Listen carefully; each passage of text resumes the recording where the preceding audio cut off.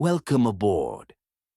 Tonight's story is a slow-paced, atmospheric mystery set aboard a luxury train traveling through snowy Europe in the 1950s. Inspired by classic tales like Murder on the Orient Express and Clue, this cozy sleep story unfolds entirely within the warm, elegant corridors of a stranded train, where every passenger carries a secret, and one of them will not make it to the final stop.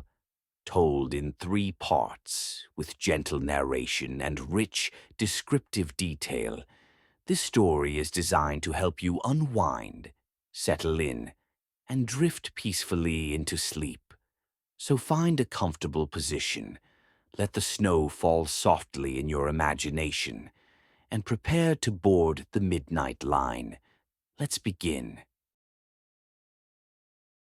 The train called the Midnight Line stretched across the track like a sleeping serpent, its polished carriages reflecting the soft whiteness of the snow. It was an elegant vessel, carved from steel and velvet, its narrow halls warmed by brass lamps that hummed gently with golden light. Outside, the world was a pale blur of flurries and frozen trees. Inside, time seemed to slow, settling gently like the frost gathering on the windows. It was midwinter, 1952, and the train was making its 5-day journey from Vienna to Calais. Aboard were 12 passengers, each tucked into their own small world of coats, books, gloved hands, and steaming teacups. The dining car glowed warmly near the center of the train, while the sleeper cabins stretched fore and aft in quiet symmetry. A lounge car at the rear offered conversation, cigars, and card games to those inclined. Among the passengers were Lady Edith Pembroke, traveling alone, her silver hair always pinned precisely, her voice as soft as lace. She kept mostly to her cabin, occasionally appearing in the lounge with a quiet nod and a glass of sherry. Across from her, in cabin 6, was Professor Marceau, a retired archaeologist from the Sorbonne, whose days were spent poring over brittle manuscripts and whose nights were filled with pipe smoke and silence. In the third car rode the Harrow twins, Cecilia and Madeline, bright-eyed and impossibly identical. They occupied themselves with whispered conversations, knitting needles clicking in tandem, and small private smiles that left others uneasy. An American businessman, Mr. Gordon Shaw, well-groomed and reserved, always occupied the same table in the dining car, requesting boiled eggs each morning with a clockmaker's precision. Cabin 8 was home to Signor Bianchi, a rotund Italian gentleman with a great love of limoncello and crosswords, who often chuckled to himself behind the evening paper. Opposite him was Dr. Vera Kessler, tall and stately, a physician from Hamburg en route to a medical conference. She wore no perfume and always carried a leather satchel of surgical texts. Then there was Elodie Marchand, a young woman of uncertain means, her cheeks always rosy from the cold, her gloves worn thin at the fingertips. She sat by the window in the observation lounge each day, sketching strangers with charcoal on crinkled paper. Her presence seemed unnoticed by most, though her eyes missed nothing. The final passenger was Mr. Alton Reed, thin as a rail, with dark-rimmed spectacles and the air of a man who watched everything and trusted nothing. He carried a briefcase that never left his side, even when he dozed in the corner of the smoking car. The conductor, Monsieur Beaulieu, moved silently from car to car, silver-buttoned and precise. He had worked the line for 20 years, and his memory held every timetable, every name, and every key. It was on the third morning that the quiet rhythm of the journey cracked. The snow had thickened overnight, falling in heavy, dreamy layers that slowed the train to a crawl. Outside, the landscape was obscured, as though the world beyond the windows had vanished entirely. Inside, passengers murmured over breakfast, their voices low, their attention drawn to the stillness beyond the glass. At precisely 8:17 a.m., Monsieur Beaulieu unlocked cabin 9. The door swung inward with its usual soft creak. What he found was silence. Too much silence. The passenger, Mr. Alton Reed, was lying on the narrow bed, half turned toward the wall, his spectacles resting on the floor. At first it appeared he had fallen asleep, the blanket drawn halfway over him, one hand resting on the coverlet. But something was wrong. His breathing was absent. His skin, pale beneath the soft lamplight, was chilled, and though his eyes were closed, there was something too still about him, the kind of stillness that lingered. Monsieur Beaulieu, steady as always, took 3 steps back and closed the door. He locked it from the outside and proceeded directly to Dr. Kessler's compartment. Within 10 minutes, the physician had confirmed what instinct had already whispered. Mr. Reed was dead. A heart attack, perhaps. The man was thin, perhaps overworked, but there was no sign of struggle, no wound, no alarm. His briefcase remained locked on the chair, his papers untouched, his bed barely rumpled. By noon, the train had halted altogether, delayed by snowfall ahead. The conductor assured the passengers that a local crew would arrive to clear the track by evening. But as the wind whispered past the frozen windows and the hours stretched on, it became quietly apparent that the train itself was now holding its breath. News of Mr. Reed's death traveled slowly at first, but soon it was known. Whispers passed between seats. Eyes flicked across tables. The warmth of the train no longer felt so certain. A presence had shifted. Elodie Marchand had drawn a portrait of Mr. Reed the day before. She left it behind in the lounge when she moved to the dining car, the charcoal lines stark and gentle. Professor Marceau studied it carefully, his brow low. Lady Pembroke requested her dinner be brought to her room. Signor Bianchi, for once, did not chuckle. Outside, the snow fell in thick, dreamy sheets. Inside, the passengers waited. And somewhere quietly, the truth settled like dust into corners. The train was still. The doors were locked. The storm surrounded them. And someone among the 12 was not what they seemed. The snowfall had intensified by evening, blanketing the tracks and silencing the world beyond the windows. No rescue team had arrived. The train sat frozen in the countryside, encased in a quiet so complete it bordered on sacred. Passengers moved slowly now, footsteps hushed by thick carpets and unspoken tension.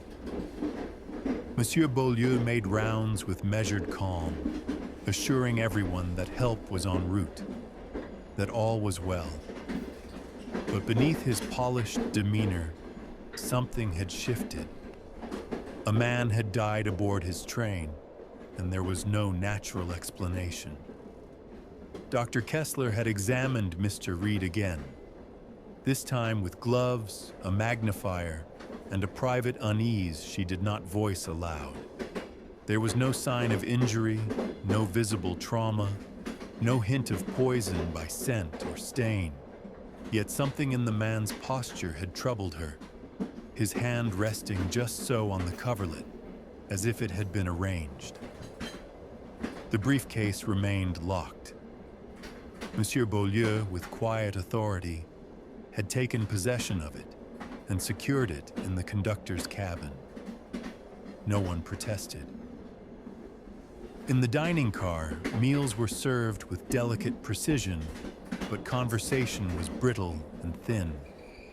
Cups clinked more than laughter.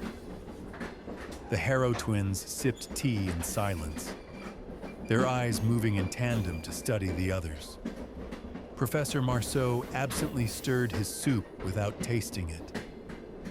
Elodie's sketchpad sat closed on her lap. That evening, a soft announcement was made. The police could not arrive until morning. Until then, passengers were asked to remain in their compartments or in the lounge under the conductor's supervision. None objected. The mood was not one of rebellion, but of watchful quiet. Still, people talked, in private glances, in whispered exchanges when backs were turned. Lady Pembroke, for instance, had once known a man who worked in foreign security. She said nothing of it aloud, but the memory fluttered at the edge of her thoughts when she looked at Mr. Reed's untouched briefcase. Mr. Shaw, the American, appeared especially interested in the cause of death. His questions to Dr. Kessler, though casual in tone, probed deeply. Too deeply, perhaps, for a man merely curious. Signor Bianchi spent longer than usual in the lounge car, not laughing, not drinking, but observing. He stared out at the snowy blackness and seemed to be counting something under his breath. The Harrow twins whispered to each other long into the night. Once Madeleine was seen slipping a small parcel beneath the cushion of a lounge chair, unnoticed by most, but not by Elodie, who quietly made note of it in the margins of her sketchbook. The train creaked now and then in the cold, the sounds of metal adjusting to frost. But otherwise, all was still. Just after midnight, the conductor returned to cabin 9 with Dr. Kessler. They re-examined the scene together. She noted a faint trace beneath the dead man's fingernails. Gray, barely visible. Charcoal, she guessed. Perhaps from a drawing, or more likely, from something touched in the final moments. His spectacles were intact, their thin arms resting neatly on the carpet. Odd, she thought, that a man should remove them before sleeping, yet still lie fully clothed. She opened the nightstand drawer. Inside, a single wrapper from a boiled sweet and a torn scrap of envelope. No address, only part of a wax seal broken clean in half. The symbol, though faded, was ornate, like a crest, or perhaps a cipher. Professor Marceau was summoned quietly and shown the piece. He studied it under lamplight and muttered something about Eastern European heraldry. The shape of the design, he said, resembled a symbol used by Cold War intelligence networks, though he admitted that at his age, most memories came wrapped in fog. At 2 a.m, Elodie returned to the lounge. She sat beside the cushion the twin had used and slowly reached beneath it. The parcel was still there, wrapped in wax paper and twine. She left it undisturbed, but made another note in her sketchbook. Moments later, Lady Pembroke entered, still dressed in her day attire. She stood near the samovar, poured herself tea, and watched the young artist carefully. "Strange, isn't it?" she said gently, not looking directly at her. "How people behave when they think the world has stopped." Elodie nodded, saying nothing. At dawn, the storm lightened. Outside, shapes reappeared. Trees, fences, the suggestion of a village in the distance. Still, the police had not arrived. The conductor made a decision. Until the authorities could take over, he would conduct a quiet inquiry himself. He began with the passengers closest to cabin 9. Lady Pembroke recalled nothing unusual, though she remarked that she had heard soft footsteps in the hallway during the night. Lighter than the conductor's, more hesitant. She had not looked to see who it was. Professor Marceau, pressed for memory, admitted he had seen a figure moving toward the rear of the train just after dusk. He had assumed it was a porter, but could not confirm. The Harrow twins claimed they had gone to bed early and spoken only to each other.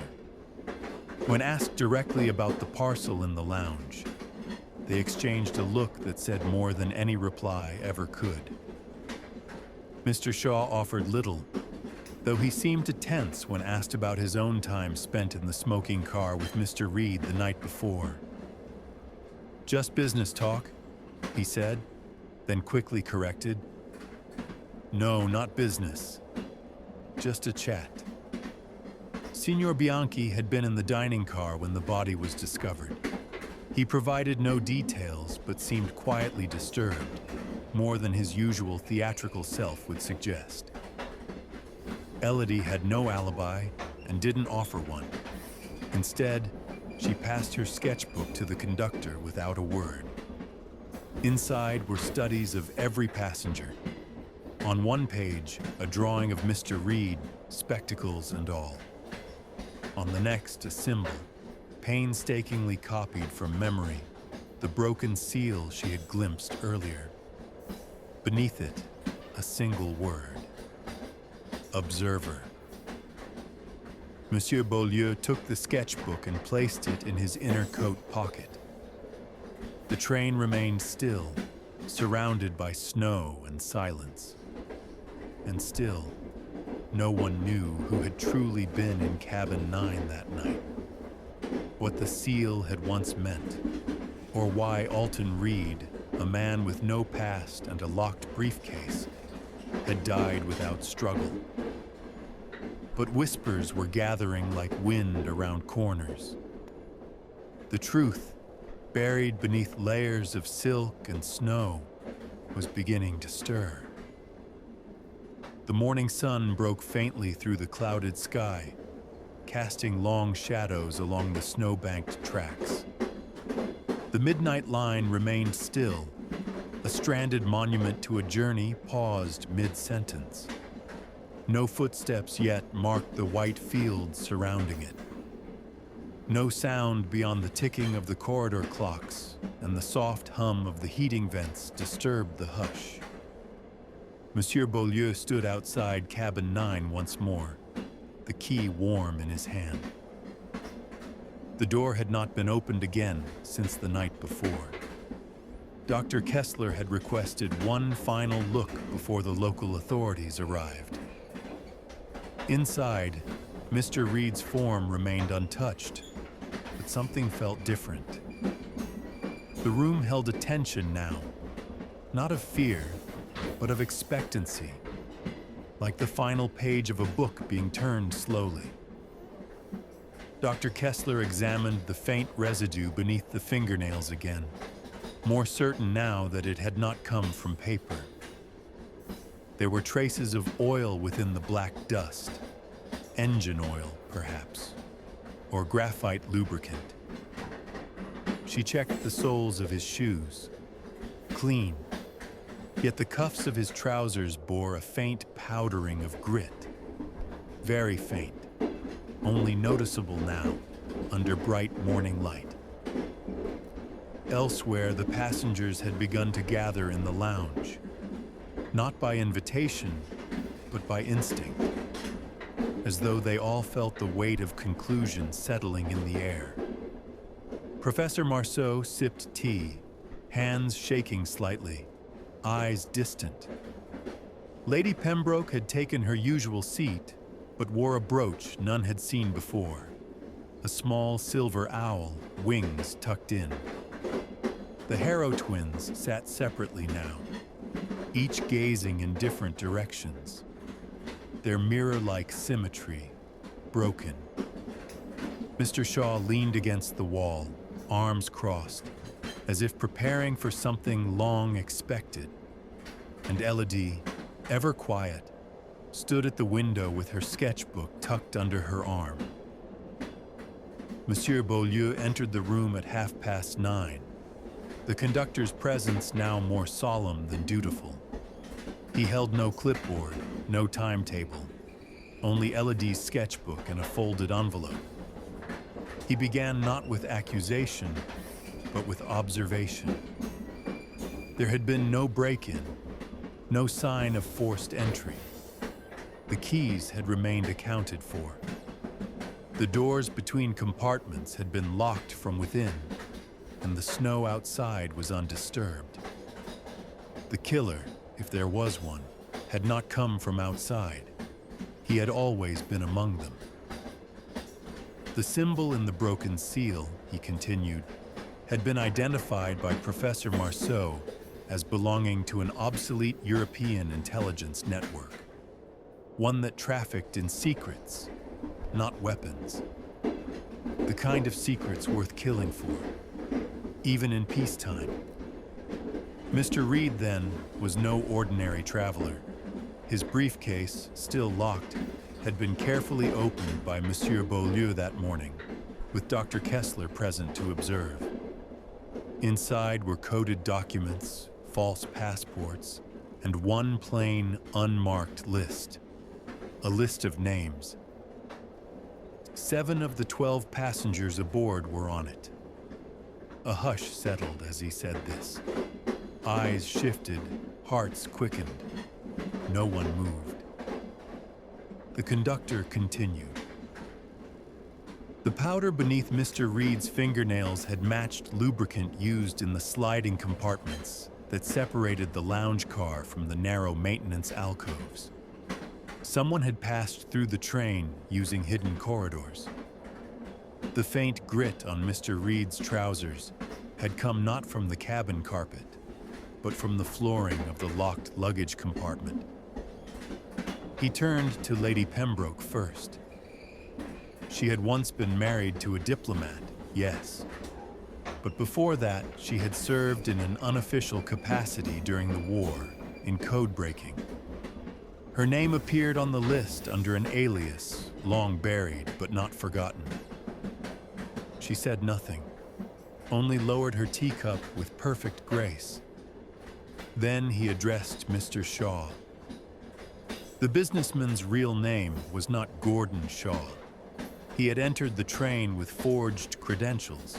His file indicated ties to a competing agency, one that had been seeking to recover the list Mr. Reed carried. He too was silent. The Harrow twins had never been registered under their current names. One had trained in encryption. The other had vanished from official records for 2 years during the late 40s. Both names, Cecilia and Madeleine, appeared in mirrored positions on the list. The conductor paused. Yet Mr. Reed had not been murdered for what he knew, or even for what he carried. He had been silenced because he changed his mind. According to a note found in his jacket, he had planned to defect. The briefcase, originally sealed to be delivered to a contact in Calais, was instead meant to be exposed publicly, to bring an end to whatever remained of the network. Someone aboard had discovered this, and that someone had acted quietly, with precision, using a method invisible to the untrained eye. Dr. Kessler then stepped forward. She explained the cause of death. Not poison, not violence, but a targeted dose of a rare paralytic absorbed through the skin. Fast-acting, almost undetectable, but fatal in the right concentration. The residue on his wrist confirmed it. She then reached into her satchel and produced a small, worn glove. It had been found tucked into the corner of the locked luggage car. Charcoal-stained fingertips. a trace of the same compound embedded in the fabric. The glove belonged to Elodie. Gasps escaped the room like breath from a cracked window. But Elodie did not deny it. Instead, she opened her sketchbook.